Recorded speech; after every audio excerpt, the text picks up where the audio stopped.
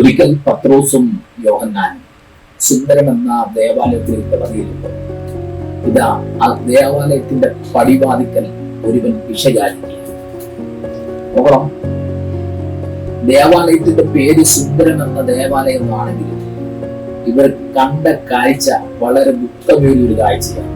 ഒരുവൻ ആ ദേവാലയത്തിന്റെ പടിവാതിക്കൽ നിന്ന് വിഷയായിരിക്കും. അവരെ കുറിച്ച് പ്രകാരമാണ് വിശുദ്ധ ബൈബിൾ പറയുന്നത്, അമ്മയുടെ ഉദരത്തിൽ വെച്ച് ഉന്നതനായിരിക്കും. ഈ മനുഷ്യനെ സംബന്ധിച്ച് ഒരു പക്ഷേ ഇവന്റെ ഉള്ളിൽ ഭയങ്കര ആഗ്രഹങ്ങൾ ഉണ്ടായിരിക്കും. എല്ലാവരും ദേവാലയത്തിൽ കടണമെന്ന് ദൈവത്തെ സ്തുതിക്കുന്ന പോലെ എനിക്കും ദേവാലയത്തിൽ ദൈവത്തെ സ്തുതിക്കണം, എല്ലാവരും ആരാധിക്കുന്ന പോലെ എനിക്കും ആരാധിക്കണം. അവൻ ഉള്ളിന്റെ ഉള്ളിൽ ആഗ്രഹം ഉണ്ടെങ്കിലും ഇവിടെ പിടിച്ചിരുത്തിയ ചില വിഷയമുണ്ട്.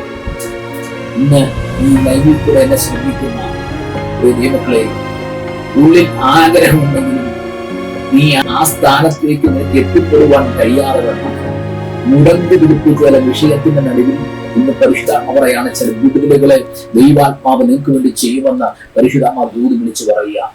അടമൻ ജഗന ദുലാർക്കമെന്ന് ഇന്ന് ഈ ലൈവിലൂടെ എന്നെ കേൾക്കുന്ന ആരോടൊക്കെയോ പരിശുദ്ധാത്മാവ് സംസാരിക്കുക.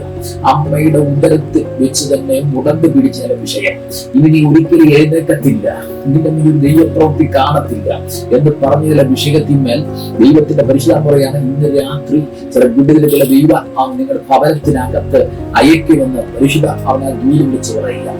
പത്രോസും യോഹന്നാനും കൂടെ ഈ മനുഷ്യനെ ഉറ്റുനോക്കിയതാണ്. ഒരു പറയുന്ന കാര്യമുണ്ട്, വെള്ളി പൊന്നും ഞങ്ങൾക്കില്ല, ഞങ്ങൾക്കുള്ളത് നിനക്ക് വരുന്നു. നസറനായ യേശുവിന്റെ നാമത്തിൽ എഴുന്നേറ്റ് നടക്കാം. യേശുവിന്റെ നാമത്തിൽ മുടങ്ങി പിടിച്ച ചില വിഷയത്തിൽ എഴുന്നേറ്റ് നടക്കാൻ പോവുകയാണ്. അവൻ ഇനി മറുപടിയില്ലെന്ന് പറഞ്ഞ വിഷയത്തിൽ ഒരു എഴുന്നേൽപ്പ് ഇന്ന് രാത്രി പരിശുദ്ധാത്മ ചില കുടുംബങ്ങളിനകത്ത് അയക്കാൻ പോവുകയാണെന്ന് ഇന്ന് പരിശുദ്ധാത്മ ദൂത് വിളിച്ചിരിക്കുന്നു. നസ്രനായ യേശുവിന്റെ നാമത്തിൽ ചില വിടുതലുകൾ കൂടാക്കി വിളിക്കുന്നു. ഒരു പറയാൻ വെള്ളി പൊന്നി ഞങ്ങൾക്കില്ല, ഞങ്ങൾക്കുള്ള നിനക്ക് തരുന്നു.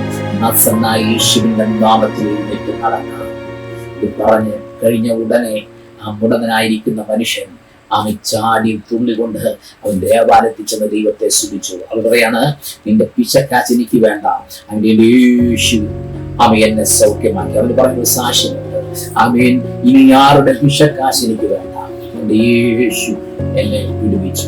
ഇന്ന് പകലിൽ നിങ്ങൾക്ക് ഒരു സാക്ഷ്യം പറയത്തക്ക നിലയിൽ, ഇന്ന് അനേകരുടെ സാക്ഷ്യം പറയത്തക്ക നിലയിൽ ദൈവത്തിന്റെ പ്രവർത്തനങ്ങളുടെ കൂടാരത്തിനകത്ത് വെളിപ്പെടും. ദൈവം നിങ്ങളെല്ലാവരും അനുഗ്രഹിക്കും.